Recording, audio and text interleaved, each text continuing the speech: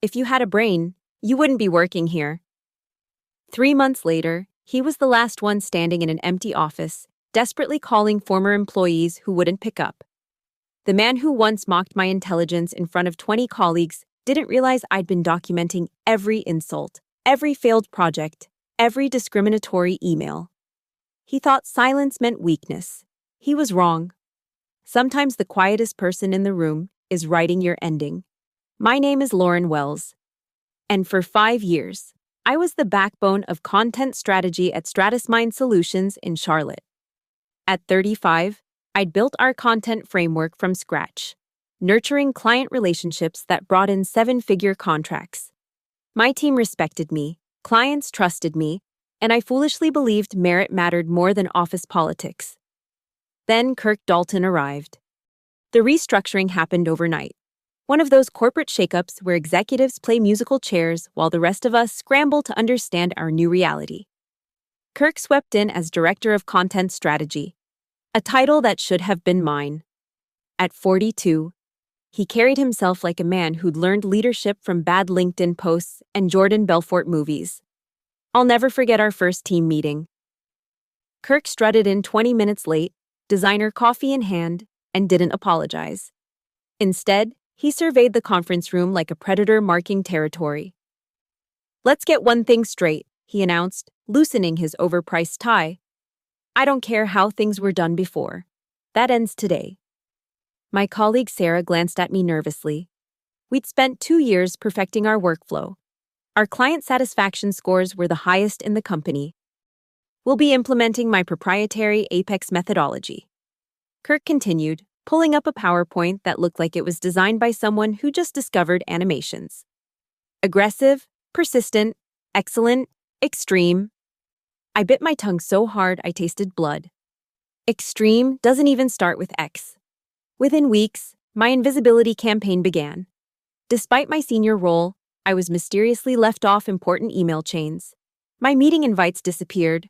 Projects I'd shepherded for months were reassigned without explanation. When I spoke in meetings, Kirk would interrupt mid-sentence, restating my ideas as his own. The breaking point came during a client presentation. I'd prepared a comprehensive strategy deck for Blue River Finance, our third largest account.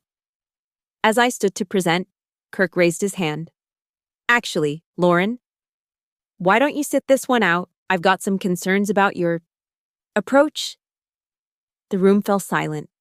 12 pairs of eyes watched me slowly sink back into my chair. After the meeting, I overheard him talking to the CEO. "She's competent enough for basic tasks, but strategic thinking? That's why you brought me in." Competent enough for basic tasks? The words burned like acid. That night, I sat in my home office, staring at 5 years' worth of achievements, awards, client testimonials, revenue reports I'd driven.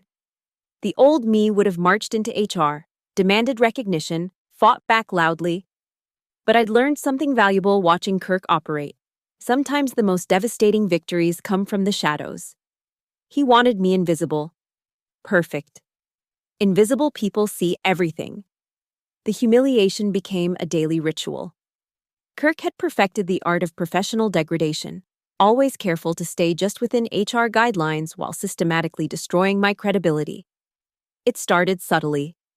During strategy sessions, he'd ask for my input, then cut me off mid-sentence with a condescending chuckle. "Lauren, sweetie, let's think bigger picture here." The sweetie was delivered with just enough corporate polish to avoid a harassment claim, but everyone knew what it meant. My official title remained Senior Content Strategist, but the role had been hollowed out like a carved pumpkin. Key decisions that once flowed through my desk now bypassed me entirely. Client calls I'd managed for years? Kirk will handle those moving forward. The monthly analytics reviews I'd created, no longer necessary for your workload. The most insidious part was how he framed it as concern for my well-being. "I'm just trying to free up your schedule for more appropriate tasks," he'd say, as if 5 years of strategic leadership had been some elaborate mistake. Then came the Tuesday that nearly broke me. We were reviewing the quarter's content calendar in the main conference room. I'd spent the weekend analyzing engagement metrics. identifying trends our competitors had missed. My presentation was bulletproof, data-driven, actionable, with projected ROI calculations that would make any CFO smile. Kirk let me get 3 slides in before he struck. Hold on, he said, raising both hands theatrically. Team, I'm sorry, but I have to address this. He stood up, walked to the screen, and pointed at my carefully crafted strategic timeline. This is exactly the kind of outdated thinking that's been holding us back. He turned to face the room, making eye contact with each person except me. Lauren, I know you're trying, but this reads like something from a community college marketing textbook. My throat constricted. Several colleagues shifted uncomfortably in their seats. Let me show you what actual strategic thinking looks like, he continued, pulling up his own deck. It was my presentation, my exact presentation, with his name on it and the color scheme changed. Now this, he gestured grandly. This is how we move forward. Sarah gasped audibly. Tom from design stared at his laptop screen. Everyone knew what they were seeing, but no one said a word. After the meeting, I locked myself in the bathroom stall and stood there, shaking with rage. Not crying, I refused to give him that satisfaction, but vibrating with the kind of anger that rewrites your DNA. That evening, Kirk sent a team-wide email. Great collaborative effort today, everyone. Special thanks to those who contributed ideas, even if we couldn't use them all. Remember, there's no I in team, but there is in improvement, and that's what we're all here for. The fake motivational quote was almost worse than the theft. My breaking point came the following Monday. We were in the executive boardroom with 3 C-suite members discussing the Blue River finance renewal. I'd managed that relationship since day one, nurturing it from a $50K pilot to a $2.8 million annual contract. Kirk was midway through butchering the client history when the CFO asked about retention strategies. Lauren actually has some insights on that, Kirk said, turning to me with a smile that didn't reach his eyes. Though I should warn you, her ideas tend to be a bit simplistic. I opened my mouth to respond, but he continued. You know what? Let me save us all some time. He pulled up a slide titled, Why Traditional Retention Models Fail, and launched into a critique of everything I'd built. 20 minutes later, as he wrapped up his demolition, he delivered the killing blow. The truth is, if Lauren had the strategic capacity to handle accounts like this, she'd be sitting in my chair. But not everyone's built for leadership, and that's okay. We need worker bees too. Worker bees. The CEO nodded thoughtfully. The VP of sales took notes. And I sat there, my 5 years of relationship equity evaporating like morning dew under Kirk's blowtorch of condescension. That night, I made a decision. Kirk thought he'd won by reducing me to nothing, by making me invisible in my own department. He had no idea that he'd just handed me the perfect weapon. If Kirk wanted me invisible, I'd become a ghost, one that haunted every corner of Stratus Mind Solutions. The transformation started small. Instead of fighting for recognition in meetings, I became the person everyone came to after hours. When Derek from Analytics couldn't figure out why our engagement metrics were tanking, I stayed late to walk him through the platform changes Kirk had ignored. When Emma in design needed historical brand guidelines Kirk claimed didn't exist, I produced 5 years of documentation from my personal archives. How do you still have all this? Emma whispered, glancing nervously toward Kirk's office. I document everything, I replied, handing her a USB drive. You never know when history might repeat itself. Word spread quietly. Lauren has the real data. Lauren knows the client history. Lauren remembers why we did things certain ways. My cubicle became an unofficial help desk for a team drowning under Kirk's chaotic leadership. But I wasn't just helping. I was building an intelligence network. Every frustrated colleague became an asset. Every botched project added to my evidence folder. I created a private Slack channel disguised as a lunch planning group where team members could vent safely. The venting revealed patterns. Kirk's 3 p.m. strategy pivots that derailed entire campaigns. His habit of promising clients features we couldn't deliver.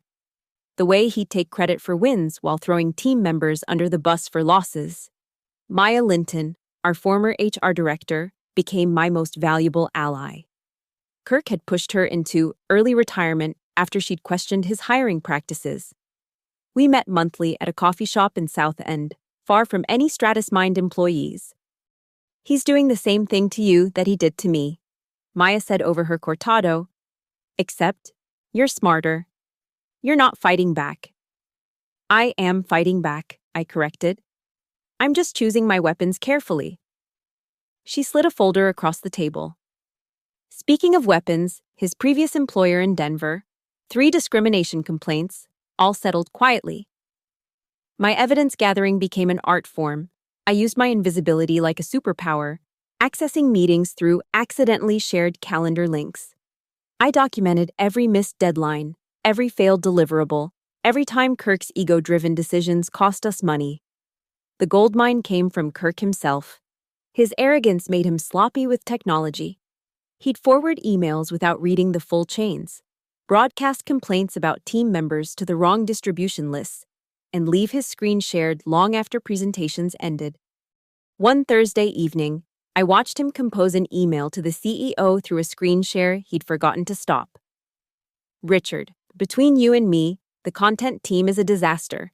Half of them couldn't write their way out of a paper bag, especially the women. They get too emotional about feedback.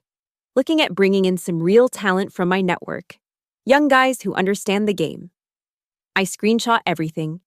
Then I watched him send it to the all-staff distribution list by mistake. He recalled it within minutes, but I already had the evidence. More importantly, so did 17 other employees who'd seen the notification. My network grew stronger. Tom from design started documenting every time Kirk took credit for his work. Sarah in accounts began tracking how Kirk's interference led to client confusion. Even Marcus from IT, who rarely picked sides, started, accidentally, granting me access to shared drives I technically shouldn't see. "Why are you helping me?" I asked him once. "Because you helped my daughter get that internship 2 years ago," he said simply. "You remember people. Kirk doesn't even know I have a daughter." The turning point came when I discovered Kirk's shadow team, a group of freelancers he was paying to do work he claimed as his own. The invoices were buried in expense reports, disguised as consulting fees. He was spending department budget on personal ghostwriters while telling us we couldn't afford basic software upgrades. I cross-referenced every expense with project deliverables. The pattern was damning. Every brilliant presentation Kirk delivered corresponded with a $5,000 invoice from the same LLC. By month 3 of my ghost campaign, I had 847 screenshots of problematic communications, 23 documented cases of taking credit for others' work, financial records showing $140,000 in questionable expenses, testimonials from 19 current and former employees, a timeline proving he'd lost us 3 major clients through mismanagement. But I waited. Timing, I'd learned, was everything. The perfect moment would come. And when it did, Kirk Dalton would discover that the employee he'd made invisible had been watching everything and recording it all. The Blue River Finance renewal should have been a celebration. Instead, it became Kirk's Waterloo and my opportunity. 3 days before the final presentation, Kirk called an emergency meeting. He strutted in with his usual theatrical flair. But something was different. His designer shirt showed sweat stains, and his perfectly styled hair looked disheveled. "Small hiccup with Blue River," he announced, downplaying what I knew was a disaster. "They're questioning our Q3 deliverables. No big deal. But I need all hands on deck." The truth, which I'd learned through my network, was far worse. Kirk had promised Blue River an AI-powered content system we didn't have, couldn't build, and had never discussed as a team. The client was furious, threatening to pull their entire contract. "Lauren," Kirk pointed at me, "I need you to pull together everything we've done for Blue River this quarter. Make it look substantial. Make it look substantial. Code 4, help me cover my lies." I worked 72 hours straight, not to save Kirk, but to document every instance of his deception. I created 2 versions of the presentation, One for Kirk that addressed the surface issues, and one that told the real story. Saved securely in my personal cloud. The morning of the presentation, our CEO Richard Brennan decided to attend. The boardroom filled with executives, including our CFO Patricia Wong and the VP of Sales, Marcus Chen. Blue River sent 3 representatives, including their notoriously tough procurement director, Angela Morrison. Kirk launched into his presentation with characteristic bravado, but Angela interrupted on slide 4. Mr. Dalton, I have emails from you promising deliverables that aren't in this deck. Where's the AI system you guaranteed? Kirk's smile flickered. Well, Angela, that's more of a Q4 initiative. You said Q3, I have it in writing. The room temperature seemed to drop. Richard leaned forward, his expression darkening. Kirk scrambled, pulling up slides that weren't in the deck. Charts that contradicted each other, promises that morphed with each explanation. The more he talked, the deeper he dug. Then he played his final card, the one I'd been waiting for. Look, I'll be transparent here, Kirk said, shooting me a glance. There've been some execution failures at the team level. Lauren was supposed to coordinate the technical requirements, but there were gaps in communication. The room turned to me. 5 months ago, I would have defended myself, shown receipts, fought back. Instead, I met Richard's gaze and said simply, I see. You see, Patricia echoed. That's all? I believe Mr. Dalton has made his position clear. I replied calmly. I wouldn't want to contradict his version of events in front of our valued clients. Angela Morrison wasn't buying it. Ms. Wells, in 5 years, you've never missed a deliverable, not once. Are we really supposed to believe you suddenly forgot how to do your job? I remained silent, letting the question hang. Richard's jaw tightened. Kirk, perhaps you can explain exactly what Lauren was supposed to do versus what you handled personally. What followed was 20 minutes of Kirk digging his own grave. Every lie required 2 more to support it. Every accusation against me revealed his own ignorance of our processes. He couldn't explain basic platform features, confused client requirements, and ultimately exposed that he had no idea how our content system actually worked. Enough, Richard finally said. Angela, I apologize for this display. Lauren, please work directly with the Blue River team to salvage this. Kirk, my office. Now. As the room cleared, Angela approached me. You could have destroyed him just now. Why didn't you? Because he's doing a fine job of that himself, I replied. And I believe in giving people rope. That afternoon, an all-staff email announced Kirk was taking a leave of absence to focus on professional development. But I knew that was just the beginning. During his scramble to blame me, Kirk had made a fatal error. He'd put in writing that I was responsible for client deliverables, essentially admitting I'd been doing director-level work without the title or compensation. HR would have questions. Legal would have concerns. And I had 5 months of evidence showing exactly who'd been doing what. The noose was tightening, and Kirk Dalton had tied it himself. Friday evening, 6:47 p.m.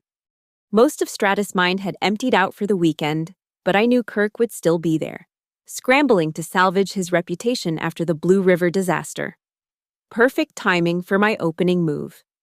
I crafted the email carefully, each word chosen for maximum psychological impact. Subject: Transition planning. Kirk. After considerable reflection following this week's events, I've decided to pursue opportunities that better align with my professional values. My last day will be in 2 weeks. I'll ensure all my projects are properly documented for transition.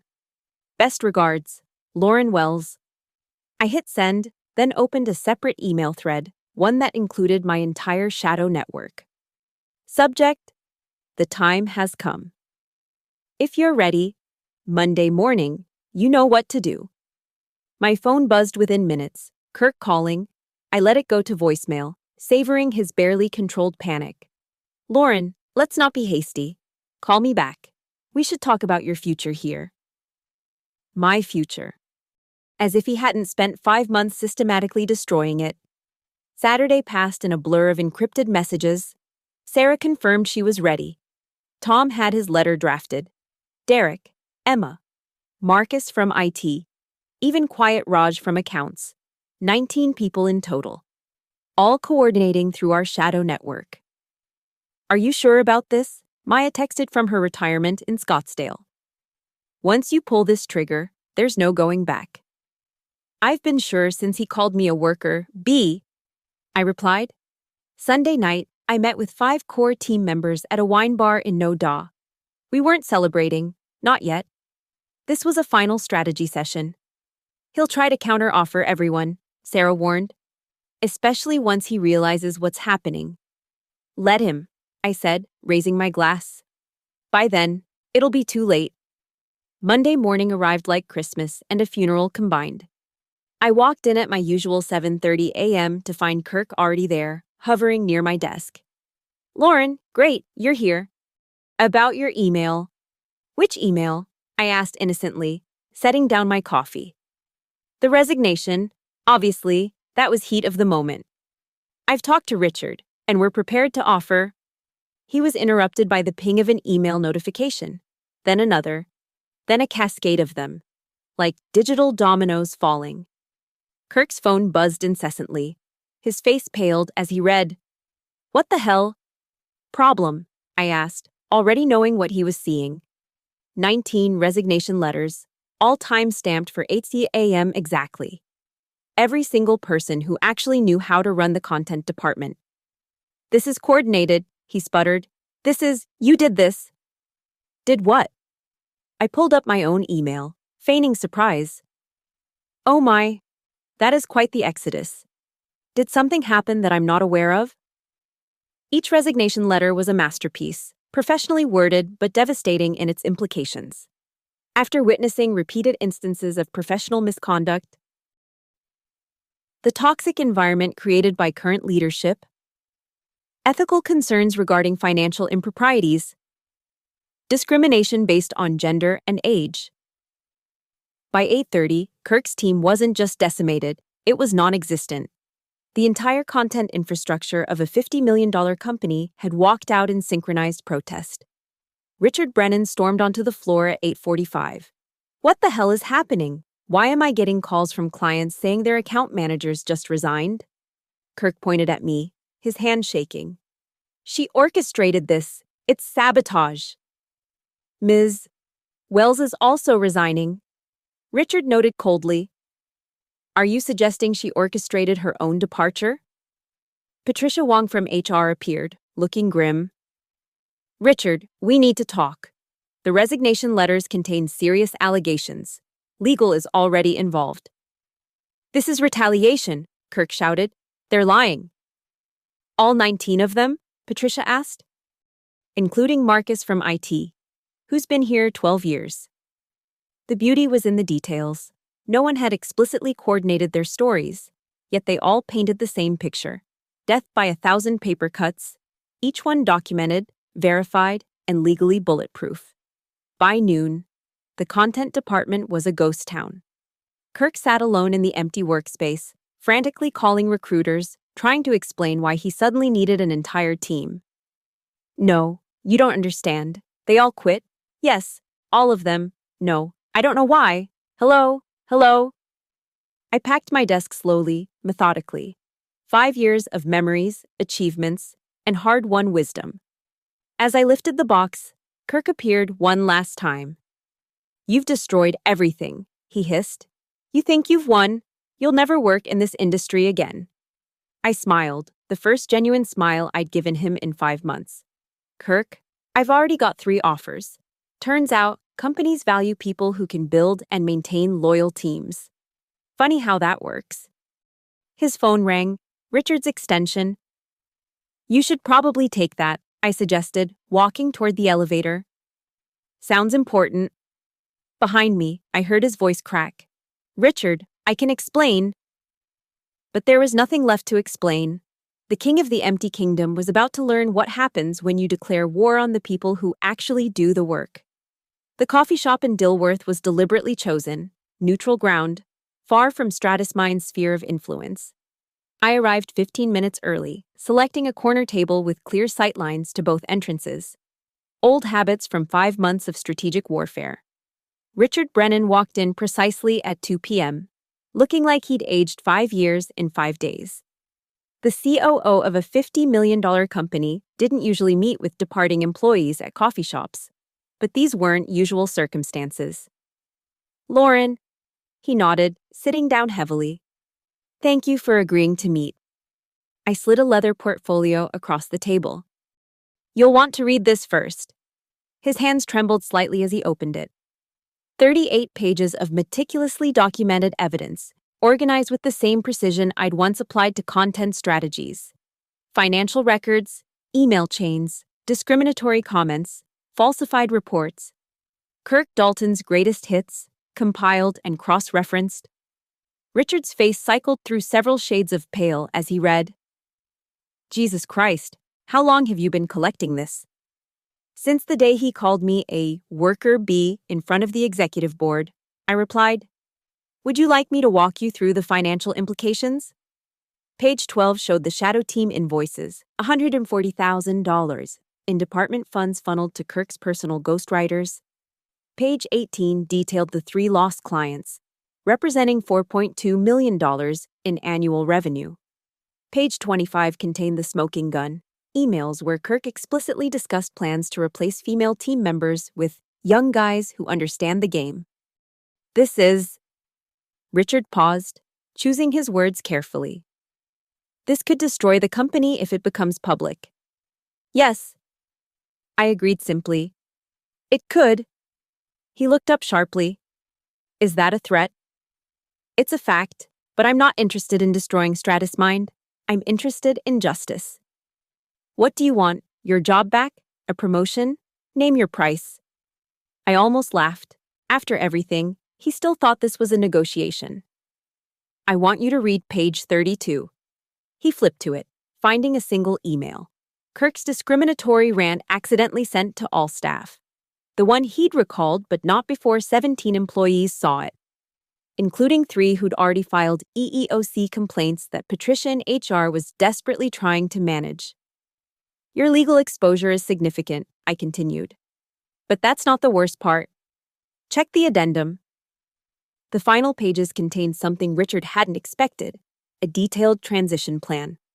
Every client relationship mapped out, every process documented, every project status updated.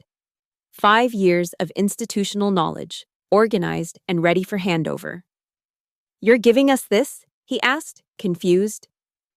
"I'm giving you a choice. Kirk Dalton destroyed a functioning department through ego and incompetence. You can try to rebuild with him at the helm, facing lawsuits and client defections. Or you can make the necessary changes and use this documentation to minimize the damage." Richard set down the portfolio, his CEO mask cracking. "He's already gone. We terminated him this morning. But the damage? We've lost half our content clients. The other half are threatening to leave." "They'll stay if you make the right moves," I said. "Promote Sarah Chen to director. She's brilliant and the clients trust her. Bring back at least 5 of the team members who resigned. Pay them fairly.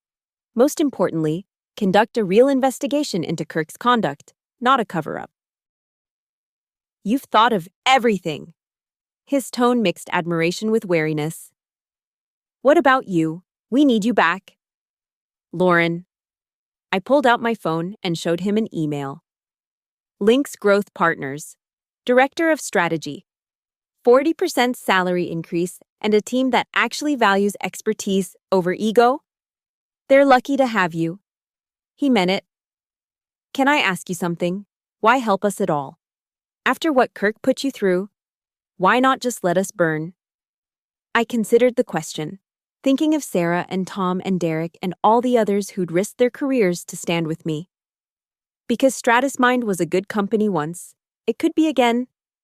And because watching Kirk Dalton's kingdom crumble was satisfaction enough, I don't need to salt the earth. Richard stood, extending his hand. "For what it's worth, I'm sorry. We should have seen what was happening." "You saw what you wanted to see," I replied, shaking his hand. Make better choices going forward. As he reached the door, I called out, Richard, one more thing. Check Kirk's browser history on his work laptop, specifically the afternoon of March 15th. His eyebrows rose. What will I find? Evidence that he was interviewing with your biggest competitor while actively sabotaging the Blue River account. The COO of a $50 million company actually stumbled. You're kidding. Page 37 of the report, screenshots included. He left without another word, clutching the portfolio like a lifeline. My phone buzzed. Messages from my network celebrating Kirk's termination.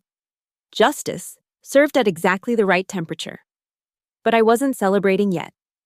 There was still one more card to play. And Kirk Dalton was about to discover that his professional funeral was just beginning.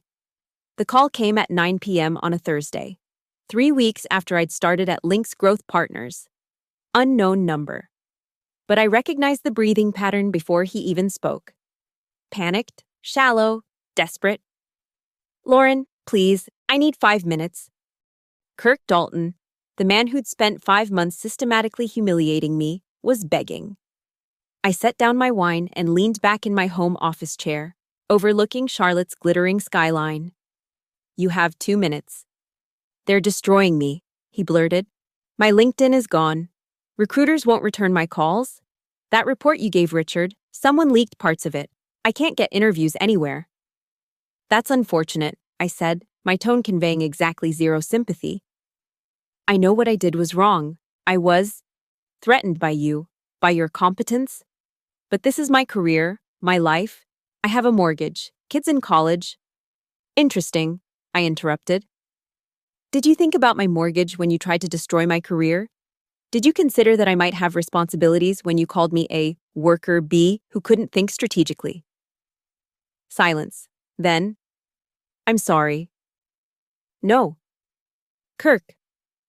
You're not sorry. You're scared. There's a difference. What do you want from me? His voice cracked. What will it take to make this stop? I smiled in the darkness. Nothing. Nothing. There's nothing you can do. Kirk? See, I'm not doing anything to you. I gave StratusMind documented evidence of your misconduct. That was my professional obligation. If industry professionals are drawing their own conclusions, if recruiters are doing their due diligence, if former employees are being honest when called for references, well, that's just the free market at work. You vindictive? Careful, I warned. You're being recorded. He hung up immediately. I wasn't actually recording, but paranoia is a powerful tool. 2 months later, I heard through the network that Kirk had finally found work as a junior content coordinator at a startup in Denver, reporting to a 26-year-old woman who'd specifically requested someone with humility and willingness to learn. The poetry of it was perfect. My new office at Lynx Growth Partners overlooked Trade Street, with floor-to-ceiling windows and a team that actually valued collaboration over domination. 6 of my former StratusMind colleagues had joined me, creating a content powerhouse that was already attracting major clients, including Blue River Finance. They specifically asked for you. My new CEO, Priya Patel, told me over lunch. Angela Morrison said working with anyone else would be, and I quote, accepting inferior goods after experiencing excellence. I thought about Kirk, probably struggling with basic content calendars in Denver, and felt nothing. Not satisfaction, not vindication, just the clean emptiness of a closed chapter. Tell Angela we'd be honored to continue the partnership, I said. Later that day, Sarah called from StratusMind. They'd promoted her to director as I'd suggested, and she was rebuilding the department with transparency and respect. You saved us, she said. The whole company. Really? Richard told me about the transition documentation you provided.